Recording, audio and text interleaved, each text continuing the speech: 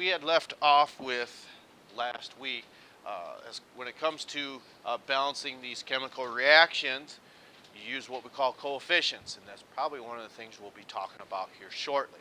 And we did some of your student learning objectives last week, which some of you were just fine. And maybe you were surprised that when you did, if I want to say figure it out, how many of you thought, this really isn't too bad. Okay? So, as we continue forward, okay, let's make the best of it, because as we all know, this weather just is not cooperating, because we're probably all bored sitting at home if it was yesterday at this time. Does that sound familiar? Some yes, some no. Okay, so one of the aspects that we like to visualize with when it comes to some of these reactions, there's an episode of Mythbusters that deals with what was called a two-stage rocket. Okay? And what that means, okay, it uses an oxidizing agent that they figured back in the 1860s as part of the Civil War, or of course during the Civil War. And one of the ways that they thought, well, maybe there's a way to get pure oxygen, and that was to decompose this substance right here. And we illustrated when something decomposes, what does that mean? It breaks down. So mercury, and we wrote this down last week, mercury 2 oxide will decompose to what? Oxygen's one substance, and what else? Mercury is the other. So why is this in parentheses right here? Because mercury can also have a what charge?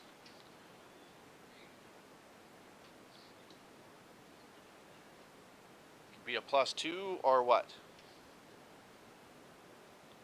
Look at element 80, +1. That's right. Okay, so we'll get to that at a later time. So, as we continue, I think this is where we essentially begin. Okay?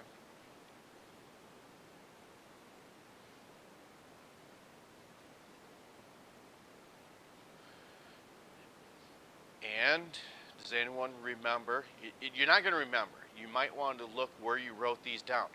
How many different reactions are there? Just look. There are 5 of them. Okay? That's correct. And then this will be another reaction that we'll illustrate today. It's a specific type then.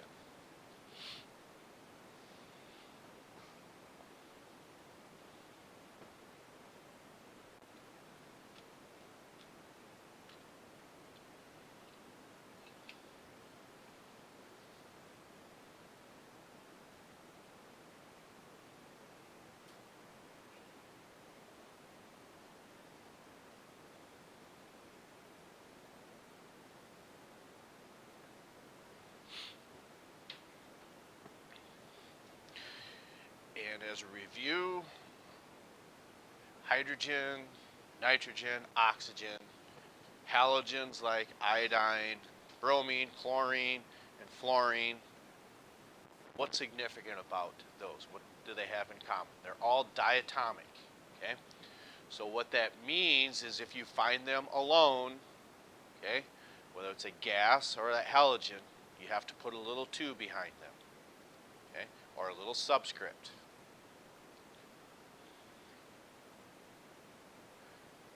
And one of the reasons that we want to spend so much time on this, okay, is sometime within the next 2 weeks, we go over and do an activity on taking 2 substances, performs a chemical reaction, and for those of you who go on to take general chemistry, it's a process called stoichiometry. And what that means is it allows you to make mathematical predictions on how much of a substance you should be creating. And that's based off of have to have a chemical reaction for that. So That's why it's a valuable tool for understanding chemical equations. When you balance them, then again you can make predictions on what you should be producing.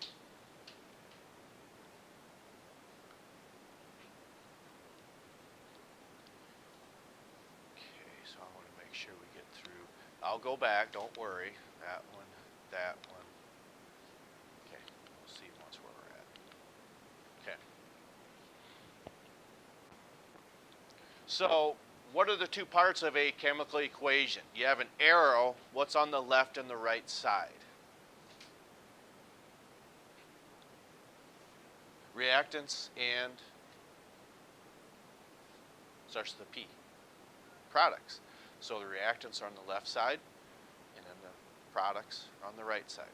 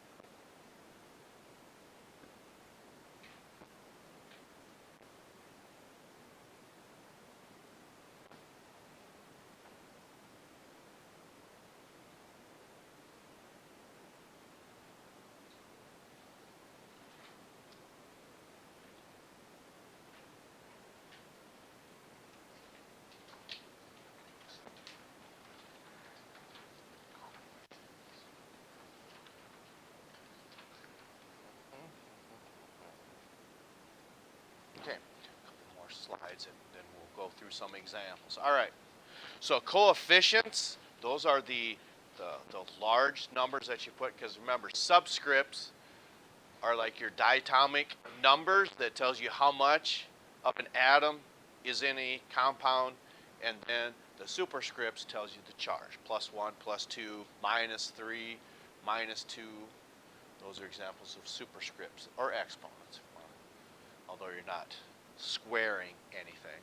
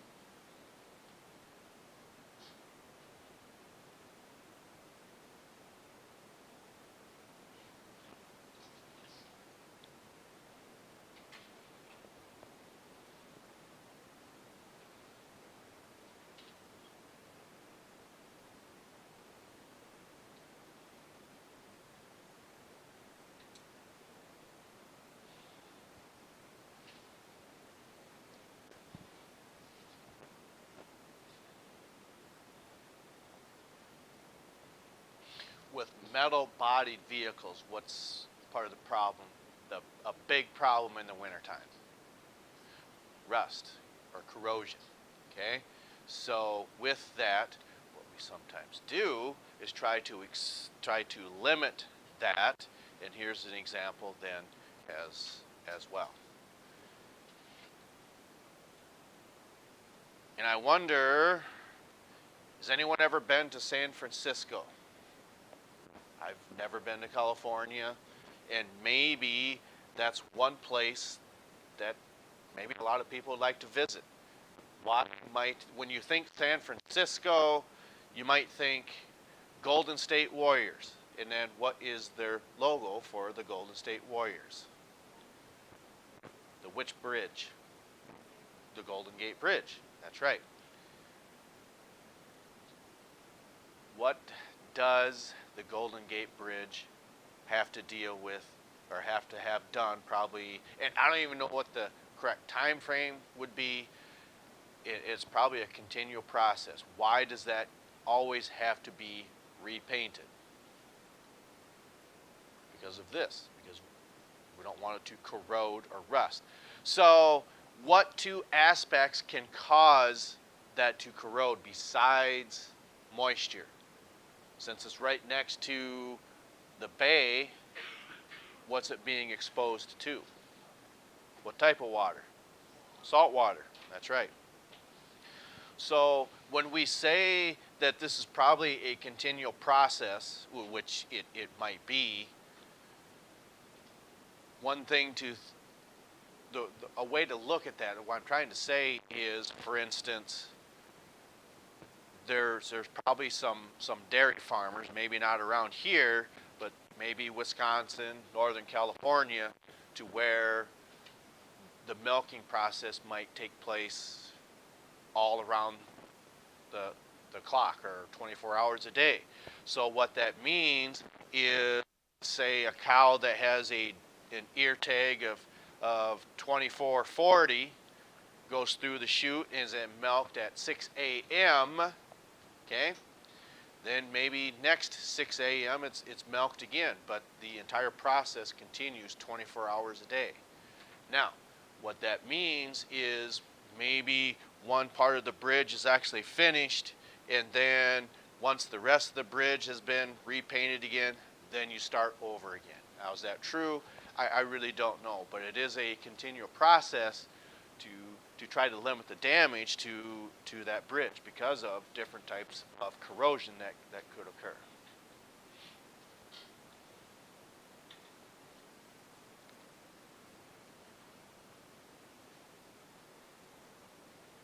Okay, does everyone have this information that wants it? Okay? So, as it's not that we're going to continue to move forward, but you may want to find a place to write this down. It is your personal choice to. And if you feel you're struggling with this, that might be a good idea.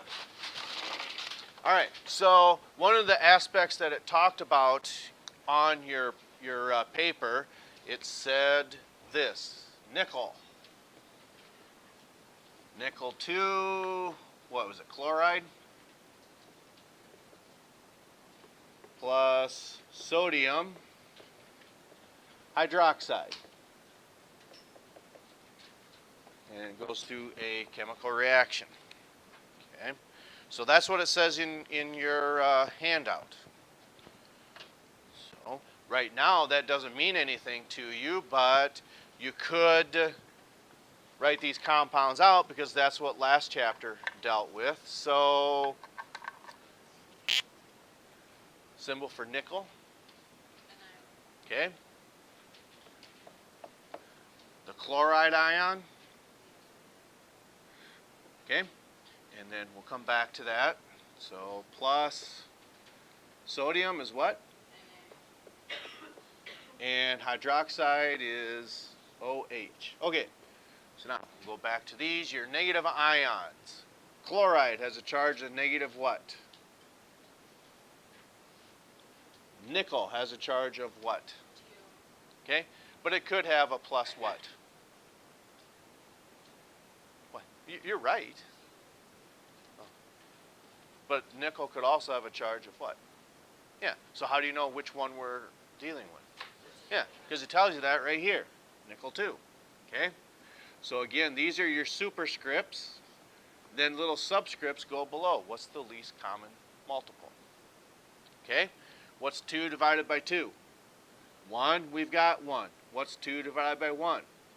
So here's a subscript of 2. All right? Hydroxide has a charge of negative what? Sodium? Those add up to 0, so what does that mean we need to do? Nothing. Nothing at all. So later on in this chapter, one of the things you're going to have to do is be able to classify what type of reaction that is. And not only that, but there will be times Well, we're going to tell you that's a double replacement reaction, then you have to finish it. You have to give what the products are. All right? So, what that means is one way to look at that, okay? Think of these as bar magnets. The cap is the north pole of the bar magnet, and the opposite side is the south pole and the north pole. So as we look at that north pole, we say, oh, hi Santa. It's on the north pole.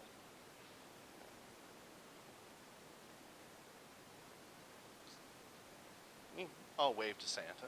That's okay. So are these two north poles going to attract to one another? Or do they repel each other? No, they repel. But if you flip the pole then to the north pole here, the south pole here, then what happens to the two magnets? Then they stick together. I mean, it's not that these won't, but they just really won't touch one another because the poles are repelling one another.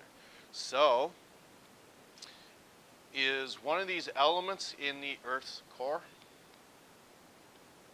Remember from last year? There's two metals in the D block make up the Earth core. Nickel's one, and iron is the other.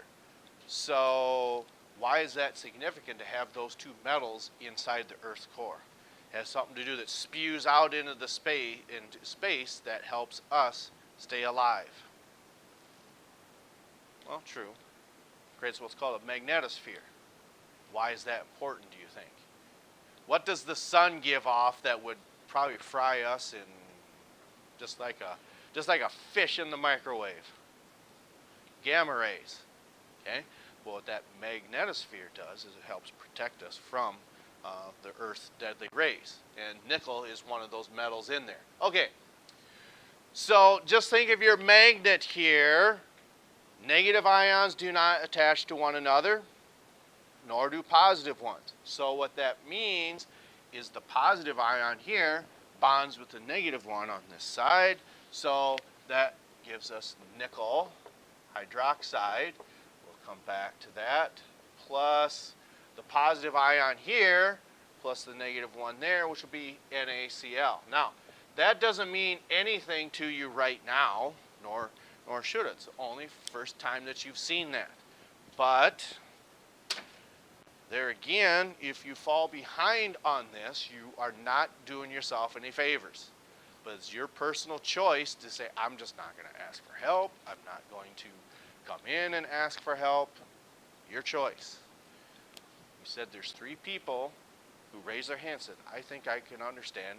And it's one thing to understand, but maybe you couldn't explain it. Okay? That's where upperclassmen can help you. That's where I'd be more than happy to help you if you decide to ask for extra help, or maybe even other teachers could help you with this. So, here we have our reactant side. Here's our product side. Is there anything wrong with that right side, do you think? There is something wrong with the right side. Let's see if you can figure it out. Something has to have 2 on that side. You're correct. What is it? You're right. Why are you correct? The chlorine? No, not the chlorine. Okay? We'll make it the charges don't change. I mean, I just want to see who really, really understands this. What about the hydroxide? Okay? Remember, we just said the charges do not change. Okay? So sodium chloride's good, +1 and -1. Okay? And then +2 and -1. Least common multiple for 1 and 2 is 2. So just like we did over there, we have to do the same thing here. Okay. So, how many of you think you could balance this right now? How many people are lost with the balancing? It's not too bad. Okay? A lot of you are on your way, right?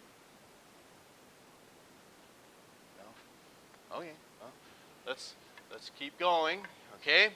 So we have nickel, we have chlorine, we have OH, and then we also have sodium. Okay. One of the things you could do is you could split those apart. But you don't have to. It's easier if you don't. It doesn't always work because we have a hydroxide on this side and two hydroxides over there. So usually that will make things easier. Okay, so nickels left, nickels right, chlorines left, chlorines or chlorides right, hydroxides.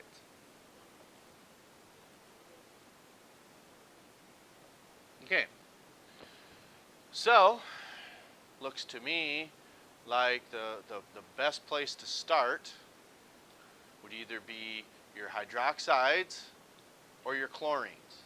So you pick because these aren't balanced here. Okay, so if we have two chlorines on the left, how do we get two chlorines over here? Okay, don't do this. Okay, why can't you do that? What do you suppose you're changing the chemical formula? That's not a good idea.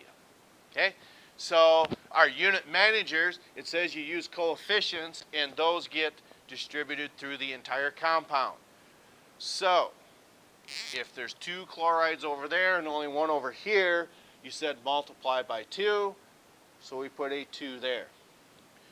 But what does that do to your sodiums? Okay, so we double the sodiums over here because that 2 has to be distributed. How many chlorines does that give us then? 2, so they are done.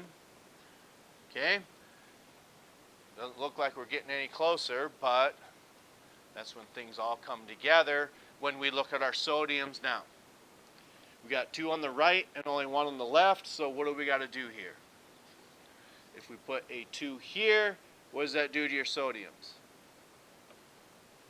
How many hydroxides does that give us? Okay, so if we had 4 blanks, what would our 4 blanks be? So 1, 2, 1, and 2.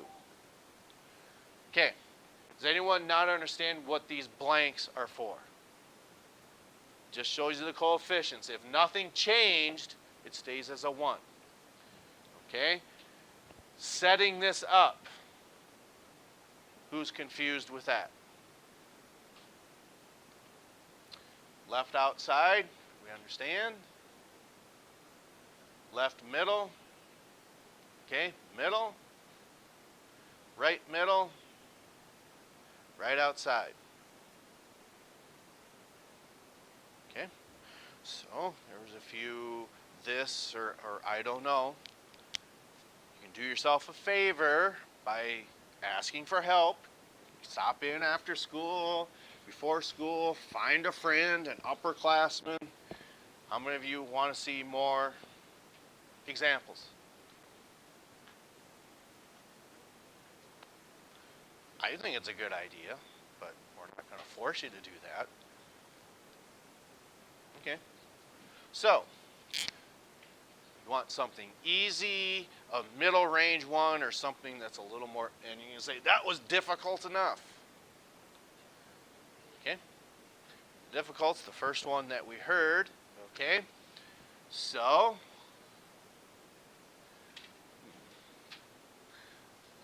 this will, it's going to look simple, but it's probably a little more difficult than what you might think. Okay, so we're going to say iron. We'll just say iron 3. We haven't bonded it to anything yet because we talked about rust in your handout there. Iron 3 plus oxygen. Okay, that's going to give us iron 3 oxide. Okay, I guess you really don't need to put the 3 there, but we'll explain it that way. Okay, here we have two substances coming together. So when plants take in the carbon dioxide from the air through their leaves, the moisture that's absorbed through their root system gets transported to the leaves, meets the sunlight, and that causes a chemical reaction of what type of synthesis? Photosynthesis. So the plants make energy from light. So when you make something, that is a synthesis reaction. So for instance, this is the water, this is the sunlight. When two things come together, you're making something, so that is a what type of reaction? One of your five. This is a synthesis reaction. So I'm just going to put S. We don't need to classify them yet, but the more experience that you have seeing them, the better you'll be prepared for it when it does get here. Okay, so symbol for iron. Okay, oxygen.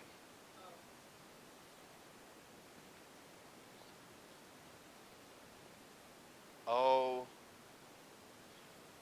Why is it? Okay, it's diatomic. Let's look, for instance, what will happen for those of you who sometimes you just forget. Okay, and that's possible. Let's look at what happens if we look at it that way. We know oxygen's got a charge of negative what? This iron has a charge of plus what? Okay, so the least common multiple between 2 and 3. Okay, so remember, you put the least common multiple on top. When you divide, that tells you the subscript to put below. 6 divided by 3. 6 divided by 2. Okay, the reason we say if you forget to do this, this would be a really simple reaction to balance, wouldn't it? You just put a 3 here and a 2 there and you'd be done. Right? Okay, some of you may not quite be following, which is okay. That's why we're going to continue doing this. Iron and oxygen. If we look at it this way, this is the incorrect way. So if you don't want to write that down, don't do this right at this moment. We've got 1 and 2, 1 and 3. So if you forget to put that 2 there, okay, what's going to happen is you're just going to put a 2 here and a 3 there. Say, okay, that's balanced. That's balanced. But is that correct? The answer is no, because you a few moments ago said that oxygen's diatomic, so that means you have to put a little 2 here. Okay, so now we start. Now's the correct way. Okay, so we've got 1 and 2, 2 and 3. Okay, the simplest way to do this is if you have odd numbers, get them up to an even. So with that, since this is an odd number, how do we get this up to an even number? Take it times 2. And when we do that, that gets distributed through the entire compound. So 2 times 2. 2 times 3. Okay? How do we finish the left side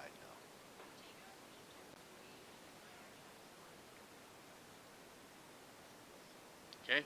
4 times 1. 3 times 2. Okay. It's now balanced. Like I said, it might look like it's a simple equation, but if you forget that 2, you're not gesundheit. You're not going to get the right answer. You've got to wrap your head around what diatomic molecules are. Now, are we going to forget? Yeah, you're going to forget. But how many times have we said about making mistakes? There's 2 things. Learn from them and try not to repeat them. Okay? Because tonight, how many of you really get excited about college basketball about this time of year? Nobody? Okay. It's Wake Forest at Duke tonight. And one of the things that we said, anyone remember, What do we say that Duke is really good at in the half-court defense? Trapping. How many basketball players do we have in here? How many of you handle the ball, you're bringing it up the court, and you go to that corner every time? Well, not every time. How many of you go to the corner and get trapped? Coach might not like that, so he says, don't do that again. Okay? That's what we mean. You're going to make mistakes. That's just the way it is. Try to learn from them and try not to repeat them. All right. Okay. So, next thing we want to do is something like this.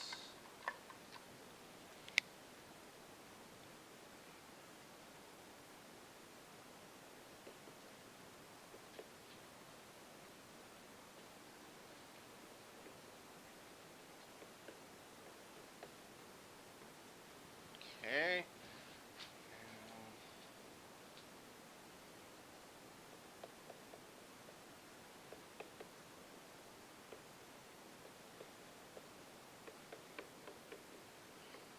Okay. Those are both what we call combustion reactions. You don't need to know that we call those combustions. Okay? What that means is you're taking a hydrocarbon. Hydrogen and carbon. Do we see why we call them a hydrocarbon now? Okay?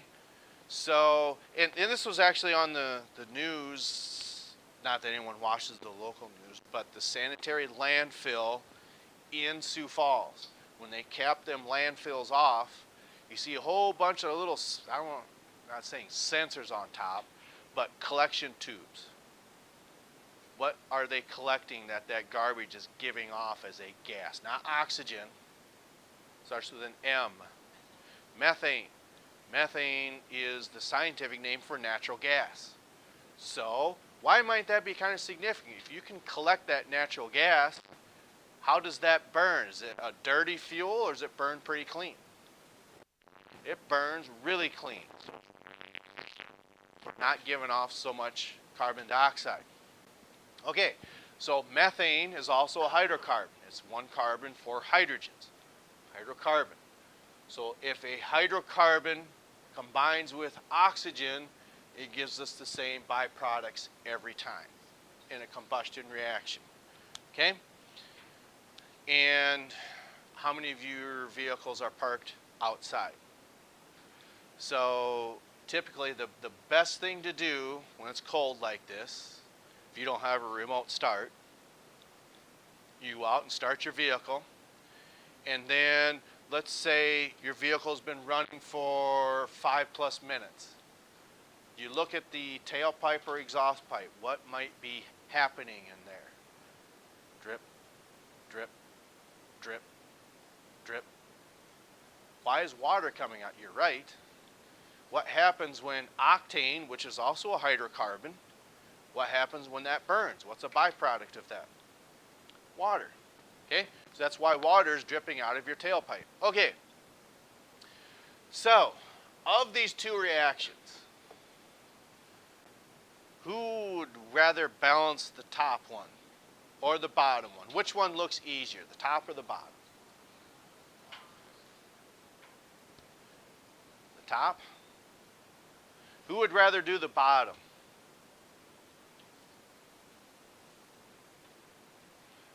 The bottom one's actually easier. Kind of a trick question. That was a low down dirty trick, wasn't it? What we say it is, that's lower than a snake's belly in a wheel track, isn't it? That's pretty low. Yeah? Yeah. Okay. So one of the reasons that we say that, okay, let's say, for instance, when you're handed a new sheet of music, okay, rather than using sports metaphors all the time, you look at the left-hand side. What is it?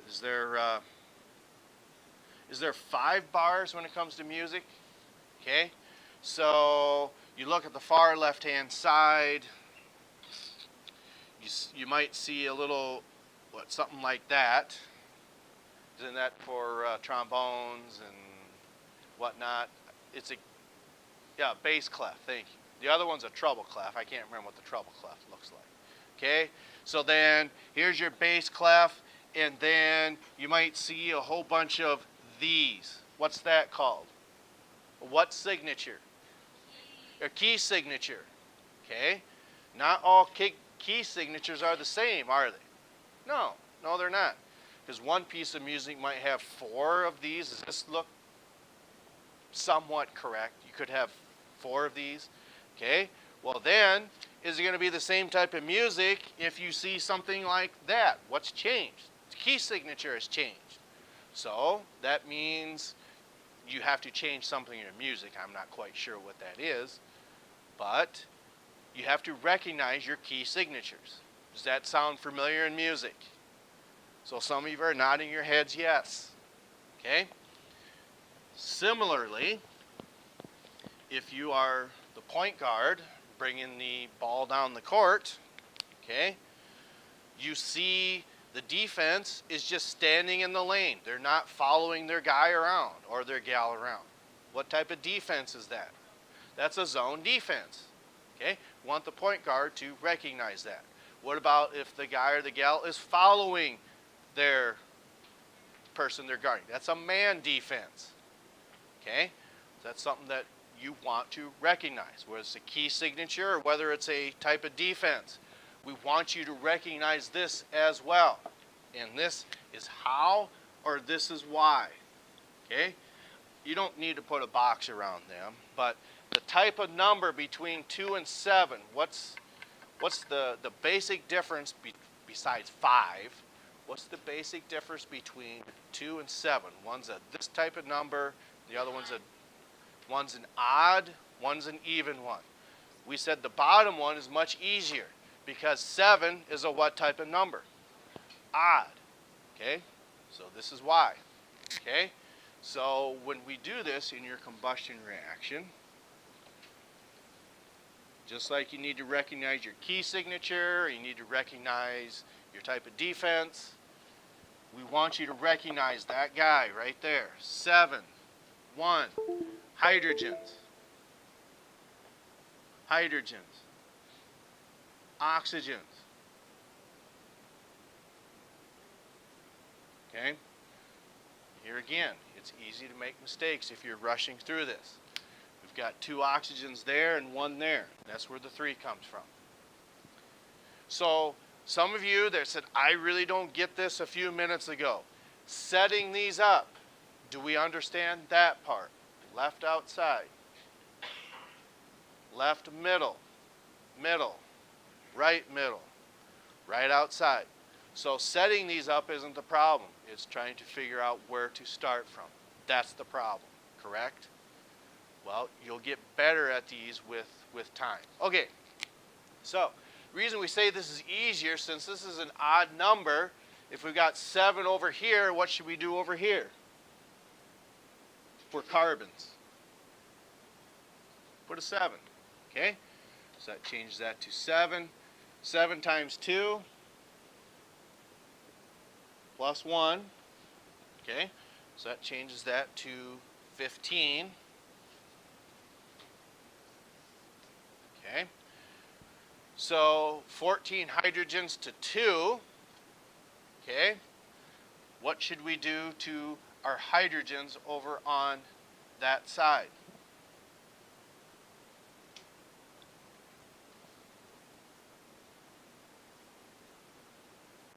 Take it times 7, okay? Okay, so there again, 14, something's not right here. This is why. I didn't write that correctly. That should be 16, sorry. So,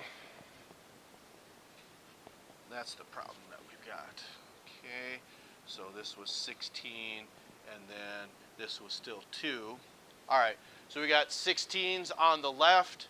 How do we get this up to 16 over here? Take it times 8. Okay? So 7 times, well, that's for the carbons. So 8 times 2 for the hydrogens, 16. Okay, for the oxygen, 7 times 2, 14. 8 times 1, them two added together, right? 22.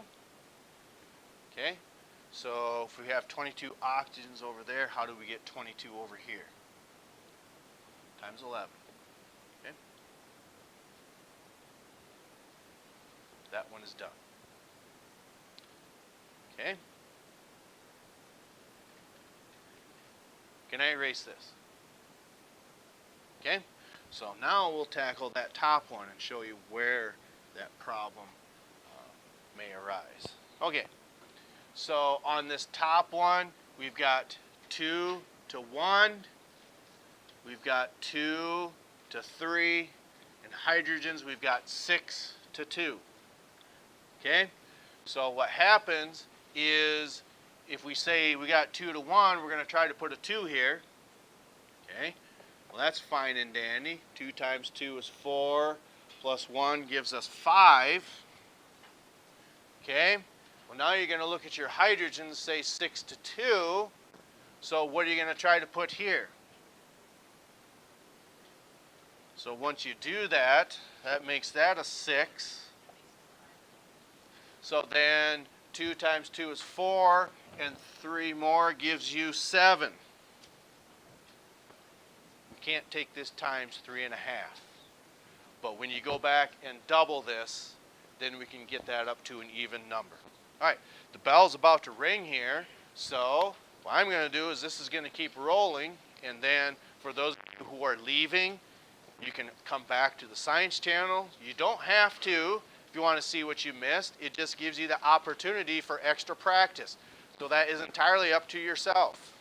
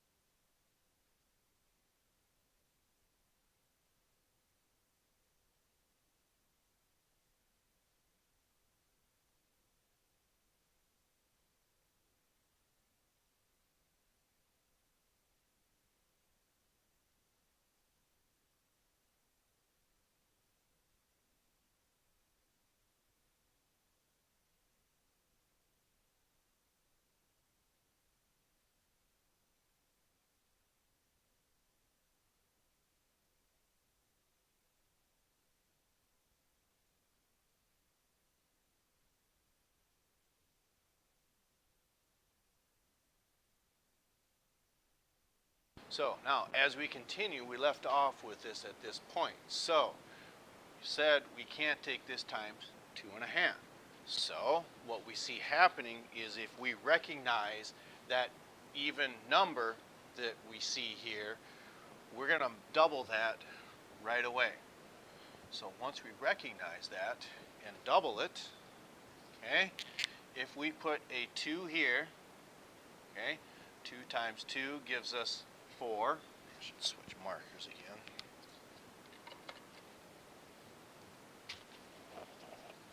Okay. 2 times 2 gives us that 4. It changes our hydrogens. 2 times 6 gives us 12 now. And then, okay, now we're going to look at our carbons and say we've got 4 here. So we're going to put a 4 there. 4 times 1 gives us 4. 4 times 2 gives us 8. And then plus this one here gives us 9. Okay, doesn't look like we're any closer, but now we can look at our hydrogens where we've got 12 over here. So we're going to take this times a 6 now. So once we do that, that gives us 12 for the hydrogens. 4 times 2 gives us 8. 6 times 1 gives you 6. 6 plus the 8 gives you 14 now. Then once we've got that balanced out, now it's fairly simple. 14 divided by 2 will give you 7. So, that's not what I meant to do. 14. So then, if you had these blanks, we would see 2, 7, 4, 6. Alright, so now we've seen examples of a synthesis reaction, a decomposition, a double replacement, a combustion. Now let's look at some single replacement reactions. That's what these two are examples of. Okay, so what that means is we know this is plus 1, that's minus 1, this is plus 2. So what happens is this is going to replace the lithium. Remember, we talked about the poles here. The positive charges will not attract one another. You have to flip them around so the positive pole of one attracts the negative pole of the other. So this positive charge replaces that one, so that gives us magnesium nitrate plus lithium.